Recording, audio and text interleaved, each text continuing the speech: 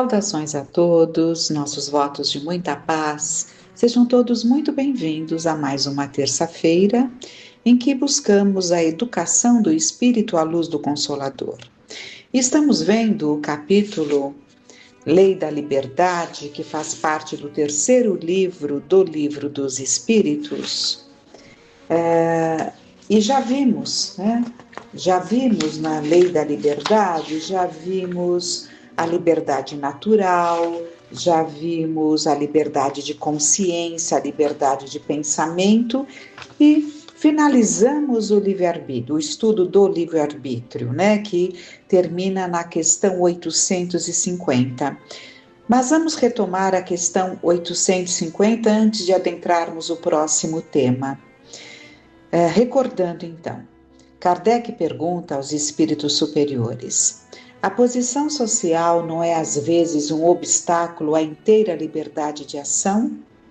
O mundo tem, sem dúvida, as suas exigências. Deus é justo e tudo leva em conta, mas vos deixa a responsabilidade dos poucos esforços que fazeis para superar os obstáculos. Vamos então mergulhar um pouquinho mais nessa resposta, que nos traz uma grande reflexão. Que Deus, evidentemente, nós sabemos, Ele observa o nosso esforço para superarmos as dificuldades que temos na encarnação. Não resta dúvida que, dependendo ali da nossa condição social, dependendo ali das limitações, o exercício do livre-arbítrio se faz mais difícil, porque as próprias limitações muitas vezes nos tolhem de buscar aquilo que gostaríamos, de nos exercitarmos em potencialidades que gostaríamos, mas ao mesmo tempo estamos enfrentando esses desafios para superarmos a tantas coisas, não é por acaso? Então, se nós pensarmos que ao retornarmos ao plano espiritual, Deus nos perguntará o que fizestes a sua encarnação, e nós mesmos vamos analisar, e nós vamos analisar se aquelas restrições, aquelas dificuldades nos impediram de alcançar o que pretenderíamos para ter um exercício mais pleno, entre aspas, porque nunca é pleno, mas um exercício mais pleno do nosso livre-arbítrio. Nós nos esforçamos para superar o obstáculo, então nós mesmos nos perguntaremos, e Deus, que é a voz que fala dentro de nós, nos perguntará: o que você fez para vencer aquele obstáculo?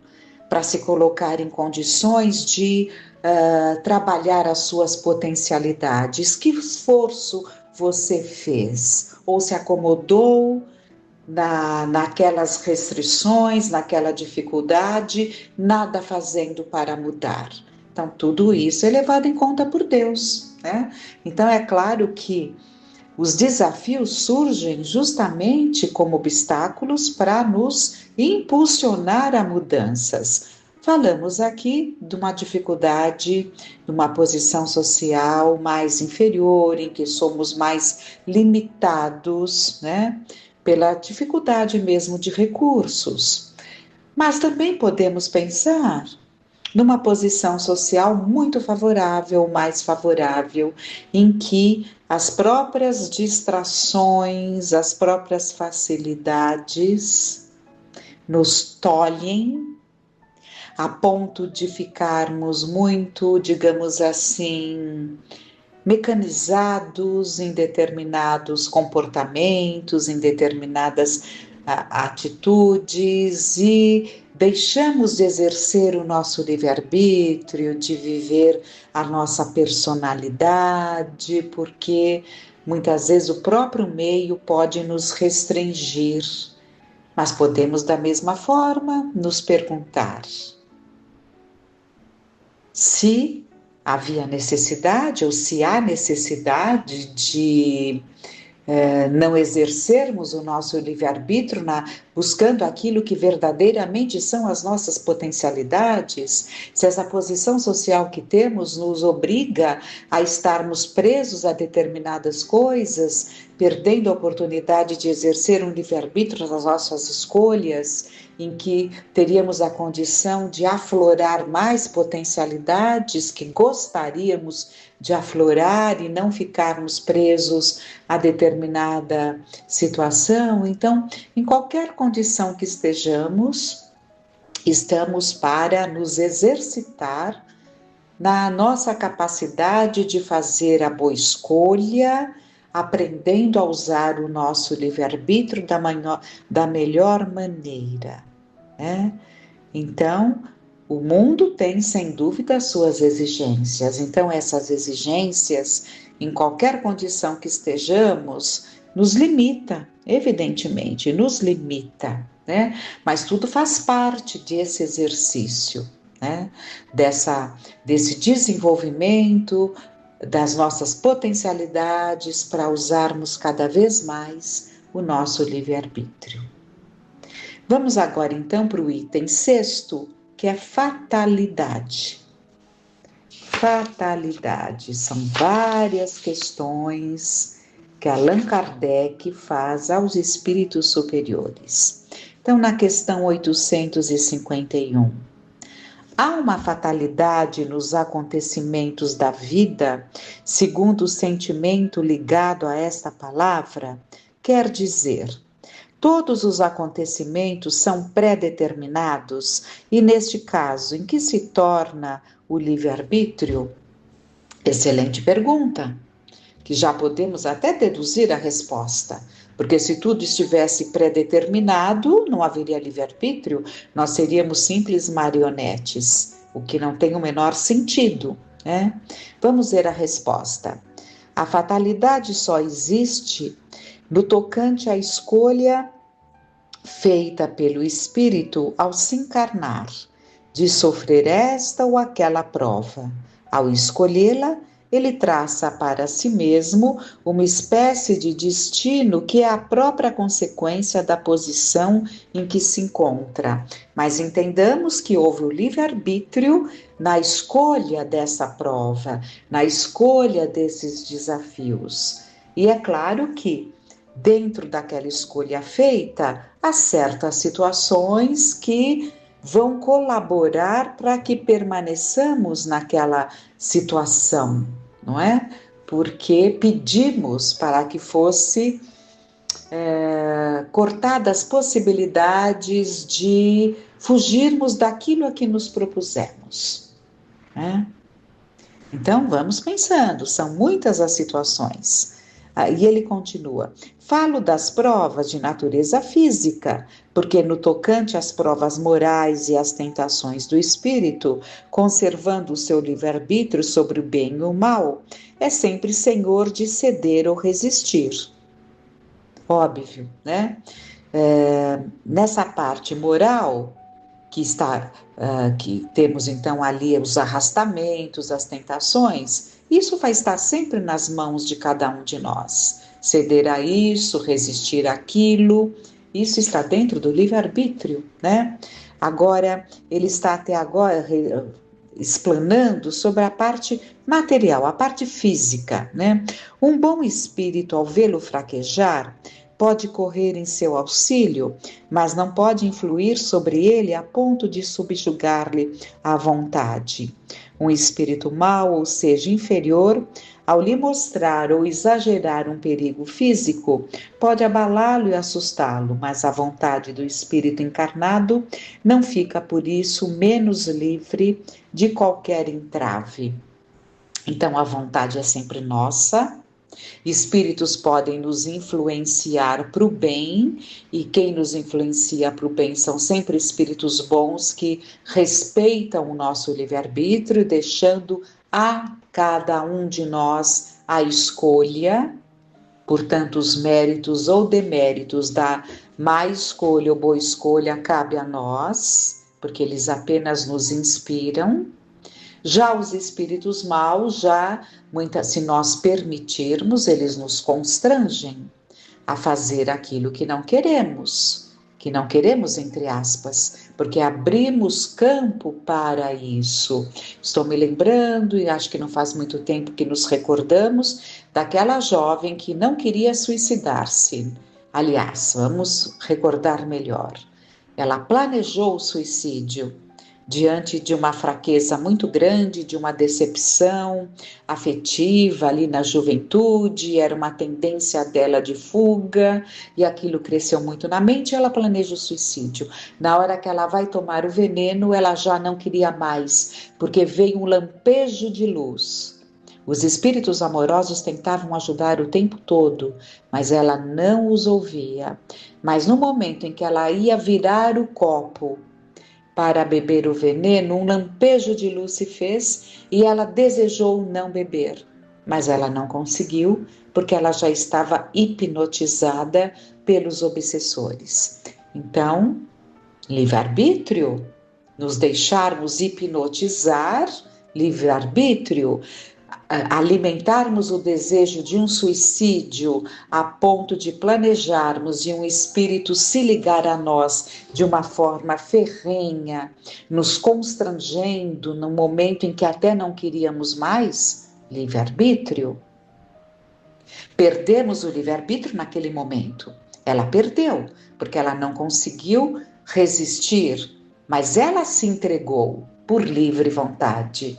Então nós temos que compreender muito bem esse tema que é muito profundo. E a fatalidade, então, tem que ficar claro para nós que ela existe nas escolhas que fazemos. Fazemos escolhas, e dentro dessas escolhas, a encarnação vai se desenvolvendo. E há escolhas que fazem parte da nossa existência, porque necessitamos, pedimos, foi-nos orientado e desejamos, e assim acontece, né? Mas as outras questões vão esclarecendo. Há pessoas que parecem perseguidas por uma fatalidade, independentemente de sua maneira de agir, a desgraça está no seu destino. São talvez provas que devem sofrer e que elas mesmas escolheram. Ainda uma vez levais a conta do destino, o que é quase sempre a consequência de sua própria falta. Em meio dos males que te afligem, cuida que a tua consciência esteja pura e te sentirás meio consolado. E Kardec comenta essa resposta. As ideias justas ou falsas que fazemos das coisas que nos fazem vencer ou fracassar, segundo o nosso caráter e a nossa posição social, achamos mais simples e menos humilhante para o nosso amor próprio atribuir os nossos fracassos à sorte ou ao destino, do que a nós mesmos. Se a influência dos espíritos contribui algumas vezes para isso, podemos sempre nos subtrair a ela, repelindo as ideias más que nos forem sugeridas. Então, é muito claro na doutrina que as influenciações para o mal, se existem, é porque nós damos guarida, é porque nós agasalhamos essas ideias que vão nos influenciando. Há pouco tempo aí ouvi que o número de pessoas que estão viciadas nesses jogos virtuais que chegam aí nos celulares e que estão e que muito das dívidas, né, que as pessoas são devido a esses jogos que está assim muito compulsivo, muito viciante. Ora, sempre que desperdiçamos um dinheiro, nos fará falta. Essa falta traz uma série de consequências. Nos endividamos aqui, deixamos de pagar isso, pagar aquilo, aquilo vai se transformando numa bola de neve e a nossa situação emocional começa a se abalar, porque é muito difícil lidar com essas questões, mas quantas vezes essas questões nasceram, surgiram da nossa imprevidência. A compulsão por um jogo, como ouvi aí um dia desses, a compulsão pelo comprar, e pelo comprar, na maioria das vezes, o que não necessita, né? Porque é um prazer que se sente em satisfazer ali aquele ímpeto de comprar. Então, temos que ir analisando. Depois, vamos achar que a vida está muito difícil, muito pesada, que não conseguimos lidar com a nossa saúde financeira, mas será? Será que realmente não conseguimos porque as coisas estão realmente fora do controle em termos de carestia, ou porque nós não estamos sabendo nos amoldar à nossa realidade? Então, tudo precisa ser muito analisado e pararmos de colocar a culpa na nossa sorte, né? A culpa até em Deus e nos revoltarmos com tudo, em vários sentidos que podemos buscar aqui, sendo que na verdade somos nós mesmos, com a nossa imprevidência, com os nossos descuidos, com as nossas fantasias, contando com algo que não tem, não vem e não virá, né? E isso traz muitas consequências. Então, e aí vamos achar que é uma fatalidade, mas somos nós que estamos construindo isso. Em seguida, Kardec pergunta: certas pessoas escapam de um perigo mortal para cair em outro. Parece que não podem escapar à morte. Não há nisso fatalidade? E os espíritos superiores respondem: fatal no verdadeiro sentido da palavra, só ao instante da morte. Chegando este momento, de uma forma ou de outra, a ele não podeis furtar-vos. Então, realmente, o momento da partida, nenhum de nós poderá fugir, né? Sempre entendendo que o momento da partida não é aquele dia pré-determinado em que você realmente vai fechar os seus olhos no corpo de carne. Não. É o tempo, por tudo que estudamos, é o tempo favorável. Chega o tempo favorável para a sua partida, já dentro de uma determinação. Porque existe, quando encarnamos com uma programação de vida em que já se presume o número de anos ideal para o cumprimento daquela programação. E isso, é claro que não é uma coisa rígida, aquele dia, aquele horário, é aquele tempo, chega aquele tempo, aquele momento favorável, e daí então, determinado momento, quando se determina o momento, não há como fugir. Ocorre que muitas vezes partimos antes da hora pelos abusos. O nosso corpo físico veio para durar 70 anos. Abusamos, muito antes a nossa saúde se mostra prejudicada a ponto de não conseguirmos chegar ao tempo idealizado. Antecipação da partida. Considerado um suicídio inconsciente. O que é um suicídio inconsciente? É um suicídio em que não existe a intenção, mas as atitudes trazem consequências que aceleram o retorno à pátria espiritual.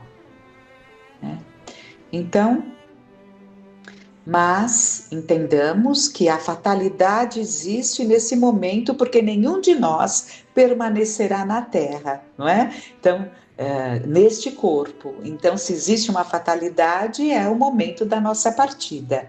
É isso que eles estão dizendo. Assim, Kardec pergunta em seguida, assim, qualquer que seja o período em que o perigo... Não, vamos lá novamente. Assim, qualquer que seja o período que nos ameace... Aqui foi um erro de digitação, porque em outras edições é o seguinte: assim, qualquer que seja o perigo que nos ameace, não morreremos se a nossa hora não chegou, não morrerás. E tens disso milhares de exemplos. Mas quando chegar a tua hora de partir, nada te livrará. Deus sabe com antecedência qual o gênero de morte, porque partirás daqui. E frequentemente teu espírito também o sabe, pois isso lhe foi revelado quando fez a escolha desta ou daquela existência. Então é claro que ao planejarmos o nosso retorno, já fica determinado, né? A forma como partiremos, né?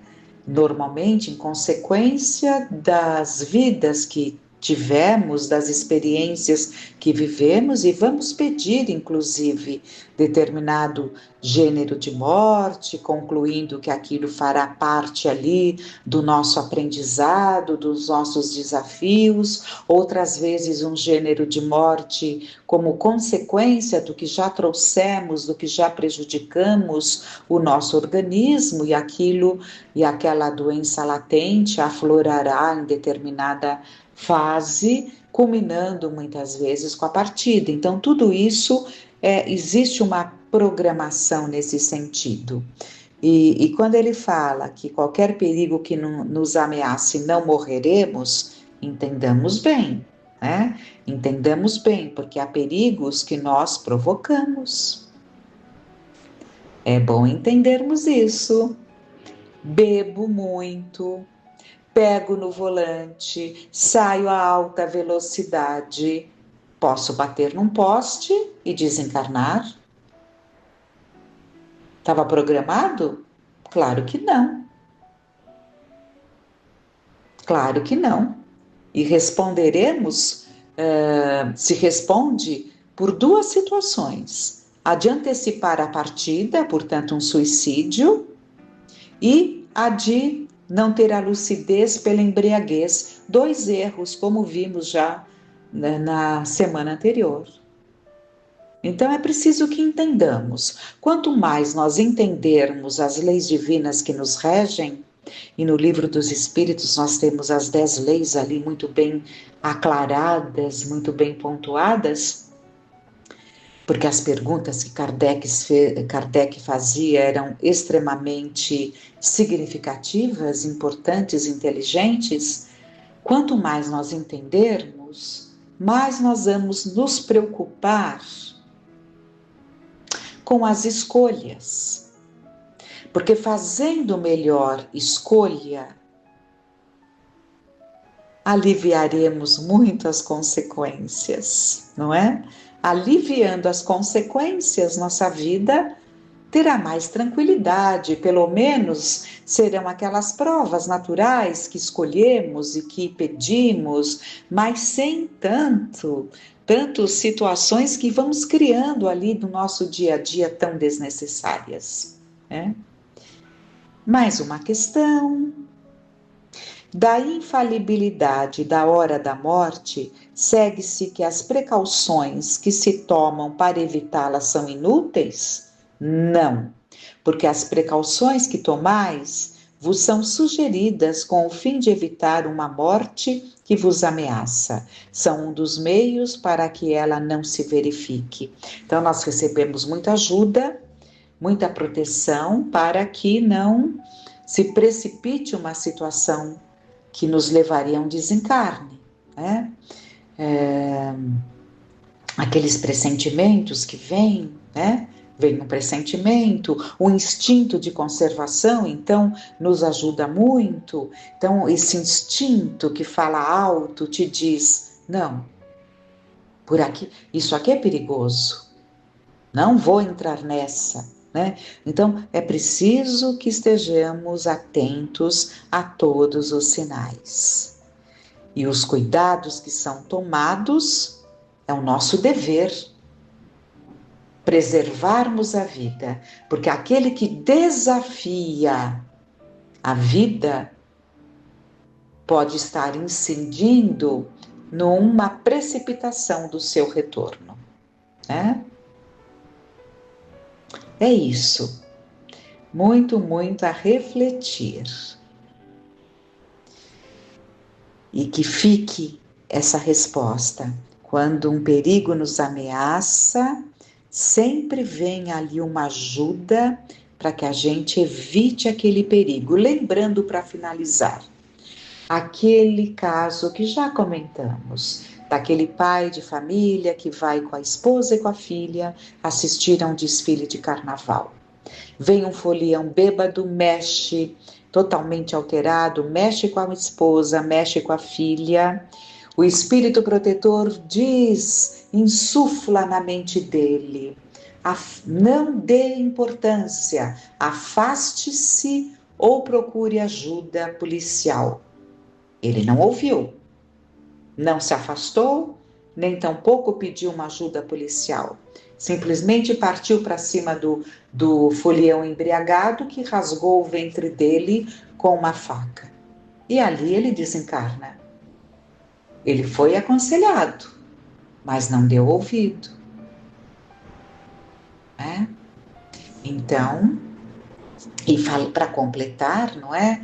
Nós vimos que, no texto que vimos no livro Nas Fronteiras da Loucura, nós vimos que ele trazia aí situações de um passado, né, de um passado de ira, né? Então, com isso, ele veio para desencarnar em condições aflitivas, que poderia ser uma doença prolongada, poderia ter sido um acidente ou até mesmo um homicídio, que é o que acabou acontecendo. Mas não precisaria ter sido nessas condições. Poderia ter sido um homicídio em que não há situações que surgem, né? Quantas situações de homicídios que surgem sem que seja você a proporcionar aquilo, né? Então, o que é muito melhor, quando não é você que proporciona, você foi vítima, né? Ali ele foi vítima de uma situação, mas vítima de uma pessoa totalmente embriagada. Então, qualquer pessoa com bom senso teria tomado uma outra atitude, né? Então, é isso, né? Muitas vezes nos falta, mas a ajuda é muito grande e ele teve ajuda, mas o seu temperamento não permitiu que ele, o orgulho fala muito alto, que ele acatasse aquilo que lhe foi insuflado. Fiquemos então com esses aprendizados, muita reflexão, uma riqueza de aprendizado, não é? Vamos então agradecer a Deus, a Jesus, nosso Mestre, e que fiquemos em paz.